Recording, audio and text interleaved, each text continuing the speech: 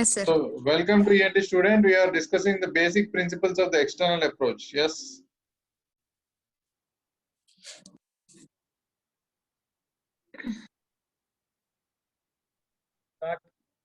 Sir, Yes, you can start. basics of external approach.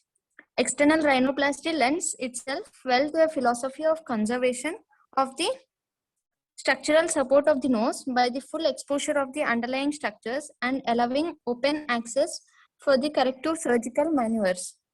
It promotes emphasis on augmentation and reorientation of the supportive structures as opposed to reduction and resection. However, certain general points need to be considered. Correct incision placement and meticulous wound closure are essential, as the resultant scar should not be an overriding factor in the process of deciding which surgical approach to adopt. As you could see, first point you just point out, just you have a pointer means you can point out. We are discussing about the external rhinoplasty. That means you are putting an incision outside, and the philosophy of conservation of the support structure. Nowadays, it is an era of conservative surgery. Okay, conservation means you save many things, and full exposure of the underlying structures. Every surgery, you should have that concept of exposure. If you are in a limited space, you can't have a proper visualization of the structure, so you have to expose it properly. And external approach allows the open access. It is not access, it is access for the corrective surgical maneuvers. So whatever you want to do, you can do in that manner. Next point is emphasis on augmentation. There is something called as augmentation, and augmentation is increasing the, for example, the tip, the dorsum is very small. You want to increase it, that is called as augmentation, and reorientation of the supportive structures. For example, you want to reorient the, the upper lateral cartilages or lower lateral cartilages, whatever it is, you want to reorient, you can do that, and you can less do. That is, generally augmentation means increasing. Reduction is not done and resection is not done with this approach. Okay. However, general points are to be considered. We will see that incision is very important. That we have seen that butterfly incision in the history itself. Incision is very important, and meticulous wound closure is essential, as the resultant scar not be an overriding factor in the process of deciding which surgical approach to adopt. So always, because this being a this is a cosmetic procedure, the scar consideration is also very important. So you should keep it in mind about all those things. Okay. Next.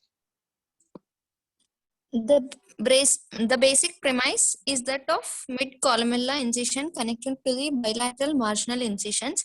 Indeed, it is only this incision that separates it from the delivery type endonasal approach. Those trained in the endonasal rhinoplasty initially often choose to make the marginal incisions first and then join them with the columella incision. It is the author's preference to perform the incision first and then identify and follow the medial crura outward into the intermediate and subsequently lateral crural areas. Dissection in the subperichondrial and subperiosteal plane leaves as much soft tissue as possible on the skin flap, thus preserving its viability. Just a moment, please. This is some problem. This is just a moment. Yeah. Okay, sir. So what is that you are going to see it over here is that mid-columnar incision, that is MCI, you can remember like that. There is a mid-columnar incision, that is very important, and bilateral marginal incision. In the columella, you give a cut, and margins also you give cuts. This helps in delivery of type of endonasal type of approach. Okay, the incision is separating the endonasal type of approach. So external skin incision is on the columella, as you could see. And second point is, one who does the endonasal rhinoplasty, they often make marginal incisions first and then join them with the columella incision. So initially they do the marginal incision, then join the columella incision. Next is this particular author, he gives the incision first and identify the medial crura outwards into the intermediate and subsequently lateral cruras. So first use the incision, identify the medial crura. As you know, the lower lateral cartilage has got medial crura and it's like a W shape, mintra ad-like shape. W like shaped. So wherein the medial crura first identified, they go to the intermediate crura and then they go to the lateral crural areas. In that way, they'll identify this. Next is subperichondrial and periosteal plane leaves as much as soft tissue to preserve the skin flap and preserve its viability. So viability is maintained based on skin flap viability, which is based on soft tissue. I should be keeping in mind. You have to go in the subperichondrial plane, subperiosteal plane. That is very important. Next.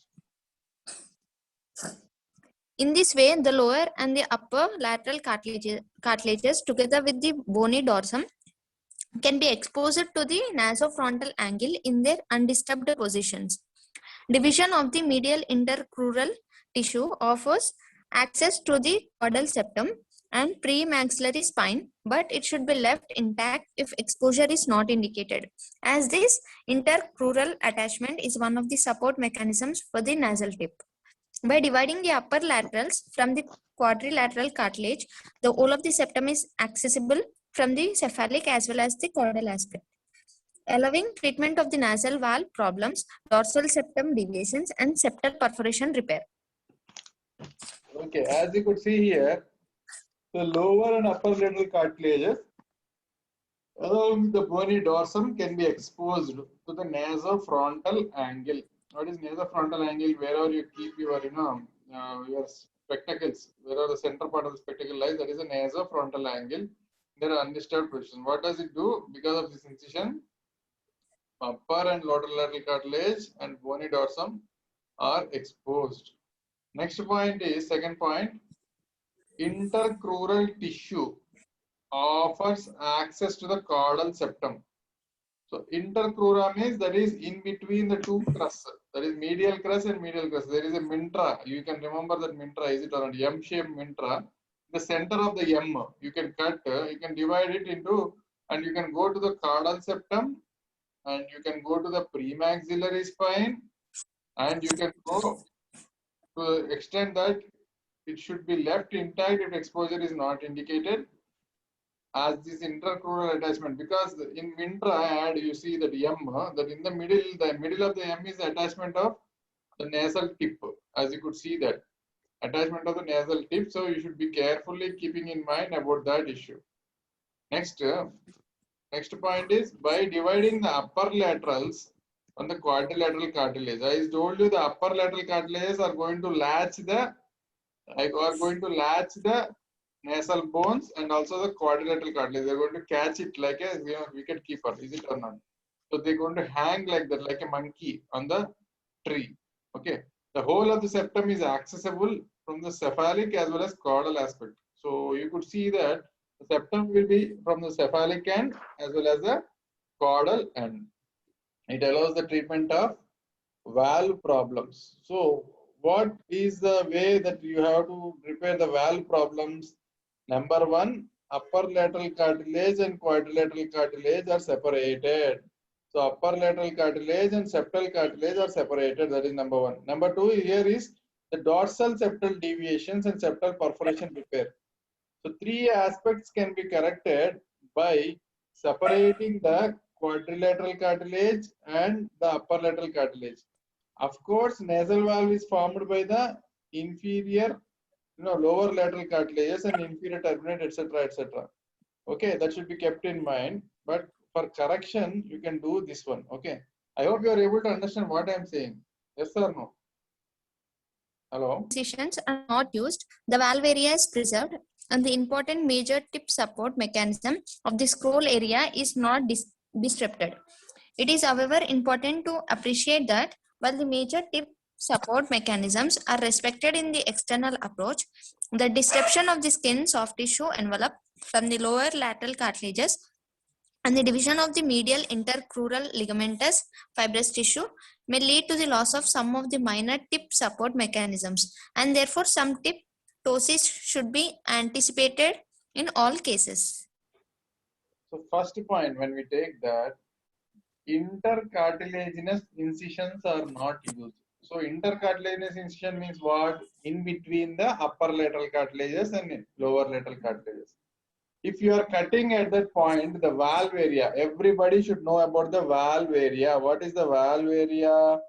The inferior turbinate and also your lower lateral cartilage, all the lower end of the upper lateral cartilage forms as the valve area. As you know that upper lateral cartilage, lower end forms the valve area. If you are cutting in between these two, there is a problem for this valve. And in the first point, on the second line goes, the major tip support mechanism is not disrupted. If you are not giving intercartilaginous incisions, the tip support is retained. Intercartilaginous incisions is not given, the tip support is retained. That way you should be keeping in mind. And you should think, second point, next line, is that it is important that major tip support mechanisms are respected in external approach. The tip is given lot of respect in external approach. The tip is given lot of respect in external approach. And the disruption of skin soft tissue envelope from the lower lateral cartilages and the division of medial intercrural ligamental fibrous tissue may lead to loss of tip support. What is tip formed by? Medial crus of the lower lateral cartilage. Lower lateral cartilage, as you know, it is wing shaped, as you know that. The medial crus of the lower lateral cartilage. And may lead to the minor tip support mechanisms, and therefore some tip ptosis should be anticipated. Sometimes there might be tip ptosis. Next. Surgical technique. Incisions. Fundamental plastic surgery principles dictate that a broken line transcolumnar incision will leave a less visible scar rather than a single line horizontal incision, which will be both more noticeable and prone to contraction. Commonly used incision variations include the step, gullwing, and inverted V-type configurations. The author prefers the latter approach as this gives a near inconspicuous scar when properly closed. If the columella is deemed too short in relation to the intended tip projection, as may occur, for example, in cleft lip rhinoplasty, a V incision made at the base of the columella to perform a VY lengthening procedure may be indicated. So first point, incision. It is rhinoplasty is like a plastic surgery technique, number one. So you have to go for a broken transcolumnar incision. You should not give like a straight line, you will give like a V, okay? V-shaped incision on the columella. As you know, are you able to understand the columella? You put your finger on the tip, go down, it will become the columella. So it becomes a V-shaped incision is a better one. Don't give horizontal incision. So because it may be contracting. That is one thing. Second line, commonly incision variations include step or gullwing. So someone has to see this, what is the meaning of this gullwing, and then put in the group afterwards. Chanakya will be seeing that. What is a gullwing? Okay. When I don't know, I want to know it. So Chanakya will be putting that. Gullwing or inverted V-shape. You can give a V-shaped or inverted V-shape. That is also there. The author, that is the person, prefers near inconspicuous scar because the latter one will lead to inverted V-shaped will not lead to any scar. Because it's a plastic surgery procedure, you want to be more beautiful and you need to have less scar. That is very important. Next, if columella is too short in relation to the intended tip projection, if columella is too short, then you have to go for a V incision at the base of the columella. At the base of the columella. Why? Because in cleft lip and cleft palate surgery, something like that, you have to go for a lengthening procedure. So inverted V-shaped incision at the base of the columella, below, at the lower point of the columella, you should be giving. Next. An alternative forked flap has also been described. The columella incision should be situated in the upper 2/3, normally at its narrowest point, to ensure the medial crural foot plates provide adequate support, thus preventing a depressed scar. In the lower third of columella, the medial crura bend backward towards their attachment to the caudal septal area, and thus the skin of the columella in this area is unsupported. It is essential to protect the integrity of the caudal end of medial crura just beneath the incision to prevent post-operative notching in this area. So forked flap is one more alternative approach that has been described. Forked flap. This is also one more point here. Previously it was gulping incision. Here it is forked flap incision is also described. Second point is a columella incision in the upper 2/3 at its narrowest point to ensure medial crural foot place to provide adequate support, thus preventing a depressed scar. So where do you give? Upper 2/3 at its narrowest point. Upper 2/3 of the columella at the narrowest point, you should be giving the incision. Okay. That is figure that is shown, and later on we will be seeing that. It prevents the scar. Next is in the lower third of the columella, the medial crura bend backwards toward the attachment of the caudal septal area, and thus the skin of the columella in this area is unsupported. So lower third of the columella is a hanging flap-like structure. The skin is unsupported. The skin is unsupported.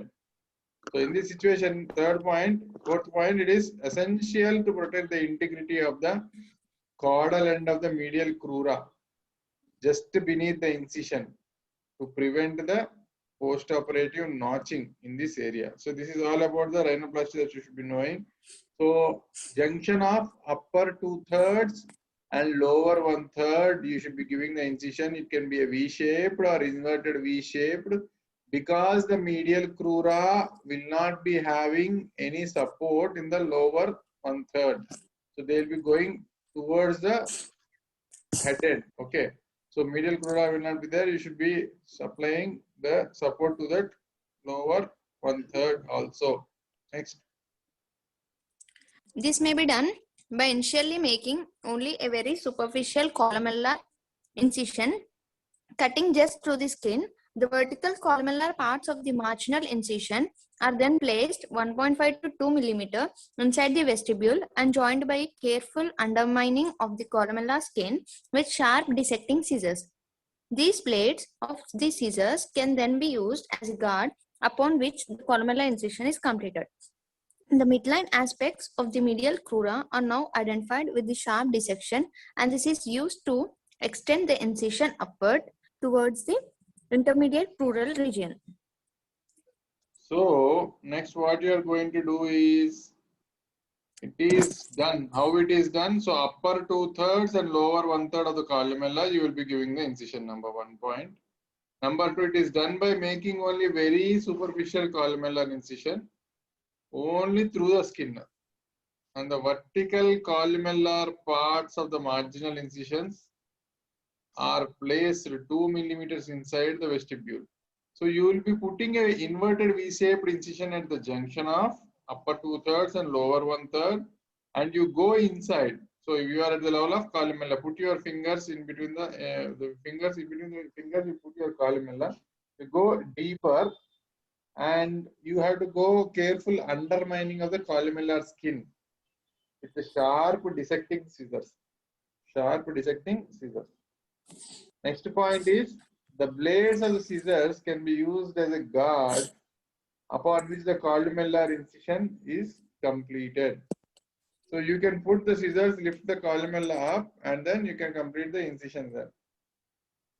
The midline aspects of the medial crura are now identified with sharp dissection. And this is used to extend the incision upwards toward the intermediate crural region.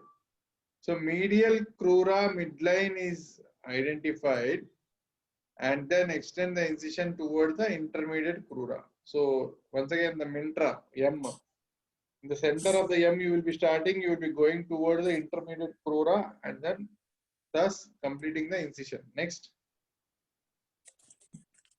Ensuring adequate exposure of the cartilage Ideally, in the subperichondrial plane, the marginal incision is then continued more laterally using angled converse or Walter scissors with a spreading movement hugging in the caudal aspect of the cartilage, followed by cutting of the overlying soft tissue. To obtain adequate exposure of the nasal skeleton, the marginal incision should be extended at least halfway along the lateral crus, but can be extended further laterally if dissection of the lateral most aspect of the lateral crus will be required. So first point is the adequate exposure of the cartilage is done. You go, I told you already, subperichondrial and subperiosteal plane you have to go. The marginal incision is continued more laterally using converse or Walter scissors. This marginal incision, you are going till the level of movement till hugging the caudal aspect of the cartilage. So you go till the level of septal cartilage, followed by cutting over the soft tissues. This is seen in the picture. After where you have not placed any pictures here. To obtain the exposure of the nasal skeleton, the marginal incision should be extended at least halfway along the lateral crus, but can be extended further laterally if dissection of the lateral most aspect of the lateral crus is required. So you are giving like a, so draw a M there. You draw an M there. For example, you are drawing an M there. Okay. You will be starting in the center of the M and going towards the first angle and then going towards the half of the lateral part of the M. Okay. That will be the incision on either side that you have to understand. Next. Dissection of the soft tissue envelope. Dissection of the soft tissue envelope in the subperichondrial and subperiosteal plane, it is desirable to ensure minimal bleeding. Dissection after exposure of medial crura should be continued in the lateral direction up to the hinge area, hugging the lower lateral cartilage, with further extension in the cephalic direction to the scroll area. To free the cartilaginous vault, it is easy to make a false passage into the SMAS. To prevent this, dissection should be commenced in the midline between or just cephalic to the domes. It can be helpful to incise the perichondrium at the caudal end of the cartilaginous vault vertically in the midline, after which subperichondrial dissection can proceed from medial to lateral and in the cephalic direction. So first point. So we have gone to the level of incision. Next, you have to go for the dissection of soft tissue envelope. So where do you do that? In the subperichondrial and subperiosteal plane. Always ENT is like you have to elevate the subperichondrium. Today we did a septoplasty. Madam has done a septoplasty. So where you have to go for subperichondrial and subperiosteal plane. That you have to keep it in mind always. Okay, number one. That will help us to have limited bleeding. That will help us to have limited bleeding. Next, second point is after the exposure of the medial crura, it should be continued in a lateral direction up to the hinge area, hugging the lateral cartilage, that is lower lateral cartilage, with further extension into cephalic direction in the scroll area. Further extension into cephalic direction in the scroll area. Okay. Scroll area, as you should know, the lateral part in the figure it is shown. After we'll see them. Next point, the cartilaginous vault. Vault area is the middle part. Is a vault. It is easy to make a false passage into the SMAS, superficial musculo-aponeurotic system. You might go into the superficial musculo-aponeurotic system. You should be very careful in that situation. And to prevent this, dissection should be commenced in the midline, between or just cephalic to the domes. So you have to do the dissection in the midline, between or just cephalic to the domes. Going between or just cephalic to the domes. That is above. That is toward the head side. Cephalic to the domes. Next point. It is helpful to incise the perichondrium at the caudal end of the cartilaginous vault. Helpful to incise the perichondrium at the caudal end of the cartilaginous vault. So caudal end is towards the tip of the nose, is it or not? And cephalic end is towards the eyes side, is it or not? That should be keeping in mind. So caudal end you should give the inside the perichondrium in the midline, after which the subperichondrial dissection can proceed from medial to lateral in a cephalic direction. So last point, once again I want to repeat. To incise the perichondrium at the caudal end of the cartilaginous wall, vertically in the midline, after which the subperichondrial dissection can proceed from medial to lateral. So you have to give from caudal end to cephalic end, and then you have to go subperichondrially. That is the concept. Wherever you give the incision. Okay, next. This can leave a useful subperichondrial flap that can be resutured in the midline if required to help with the camouflage of the underlying irregularities, particularly in the thin skin noses.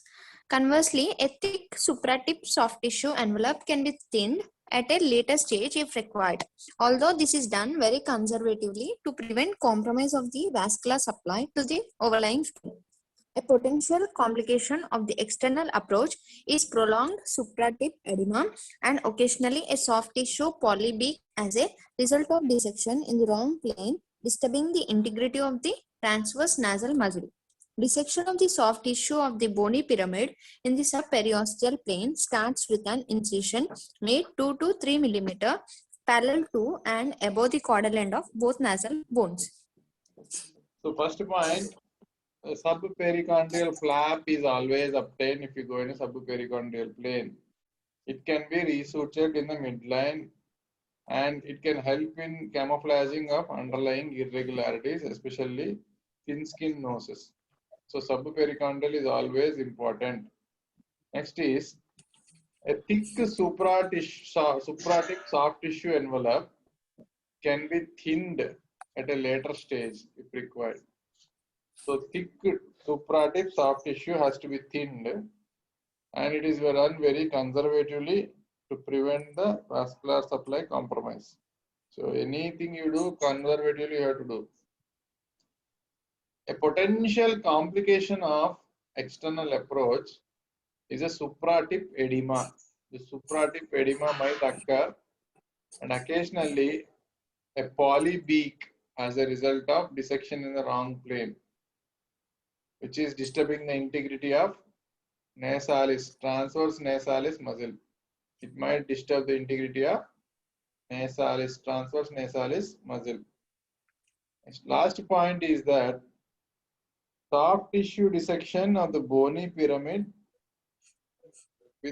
in the subperiosteal plane starts with an incision 2 to 3 mm parallel to and above the caudal end of the both nasal bones. The caudal end of the both nasal bones, if you give an incision, so soft tissue dissection of the bony pyramid can be done in a subperiosteal plane, that is 2 to 3 mm below the caudal end of the nasal bone. Next. Above the. Next. It is of great importance to palpate the edge of the nasal bone before making the incision to prevent separation of the upper laterals from the bony pyramid, a pitfall that can only be corrected with a camouflaging onlay graft. The sharp side edges of the Joseph periosteal elevator are engaged along the incision to facilitate the raising of the subperiosteal flap over the bone. The aim of the open approach is to identify and adequately expose underlying anatomical deformities and facilitate correction. And raising of the skin and soft tissue envelope need only to extend to the areas of concern. More extensive dissection laterally over the dorsal bony skeleton has been advocated recently. An extended open approach to facilitate powered instrumentation to create precise lateral osteotomies. So importance to palpate the edge of the nasal bone. You should palpate the edge of the nasal bone before making an incision and prevent the separation of upper lateral cartilages from the bony pyramid. It can be corrected only by a onlay graft. So I told you the upper lateral cartilages will be hanging on the nasal bones. That is very important. You should keep it in mind. Next point, the sharp edges of the periosteal elevator, called as Joseph periosteal elevator, are engaged along the incision to facilitate the raising of the subperiosteal flap over the bone. Until the level of bone, you should be raising it. Next is the aim of open approach. What is we are doing in the open approach only to identify and expose the deformities and facilitate correction and raising of the skin and the soft tissue envelope, which need not only extend in the areas of concern. So you have to go till the needed areas. Extensive dissection over the dorsal bony skeleton has been advocated recently, which is called as extended open approach. It can help in using powered instrumentation like debrader, as I told you, to create precise lateral osteotomies. So precise lateral osteotomies can be done with that particular extensive dissection laterally. You can go for bone of the nose, that is nasal bones also can be corrected. Next. A potential disadvantage of the external approach is the difficulty assessing the supra-tip area and desired tip projection due to the lack of the traction of the soft tissue prior to closure of columella incision. Final assessment of this area should thus be made after preliminary closure of incision. Adjustment is still possible either by the cartilage wall reduction and the insufficient tip projection by adding an onlay tip graft to the marginal incision or a shield graft, which can be sutured into the place after reopening the transcolumnar incision. In case of grafting procedures for augmentation, care should be taken that the overlying soft tissue has sufficient viability. The disadvantage of external approach is assessing the tip area and not able to give a desired tip projection. The lack of traction of the soft tissue prior to the closure of the columnar incision. So that is one thing, disadvantage. And final assessment should be done before closure. Second point. Next, third point is still possible by cartilage vault reduction. So the adjustment is possible by cartilage vault. Vault is a middle area region. Insufficient tip projection if it is there by adding an onlay tip graft through marginal incision or a shield graft by opening the transcolumnar incision. So tip graft you can also put shield graft. Okay. And last point is grafting procedures for augmentation. Care should be taken for overlying soft tissues for the viability. Next. Blanching of the skin over an augmentation graft is a warning sign which should not be neglected. A slight reduction of the graft size will prevent possible skin necrosis. Access to the nasal septum. The nasal septum can be accessed by the division of soft tissue between the medial crura of the lower lateral cartilages, effectively dividing the membranous septal area. This will, however, disrupt one of the minor tip support mechanisms, so may be best avoided if no cartilaginous material is available to provide structural support to maintain post-operative tip projection. An alternative exposure can be gained by the traditional separate hemitransfixion or Killian's incision. So last part we have come here, we'll discuss this and stop. So blanching is very important. It leads to the necrosis of the tissue. You should be very careful. Reduction of the graft size can prevent the skin necrosis. You should not put that much very big graft. Next, nasal septum can be accessed by division of medial crura of the lower lateral cartilages and by effectively dividing the membranous septal area. Next, the next point is, so minor tip support mechanisms may be gone with this if you are dividing the medial crura. So no cartilage material is available if it is so don't do that, better. Okay, structural support to maintain the post-operative tip projection. And alternative exposure can be gained by traditional separate hemitransfixion or Killian's incision. Next. Provision of the stable cartilaginous base is critical in all nasal tip surgery. If a columnar strut or septal extension graft is required, It is placed in a well-defined pocket between the crura and extends from 2 millimeters above the anterior nasal spine to the angle between the medial and intermediate crura. The Yes, can we sandwich stop construct. here? Yeah. So thank you very much for participating in ENT student. We will continue in the next class.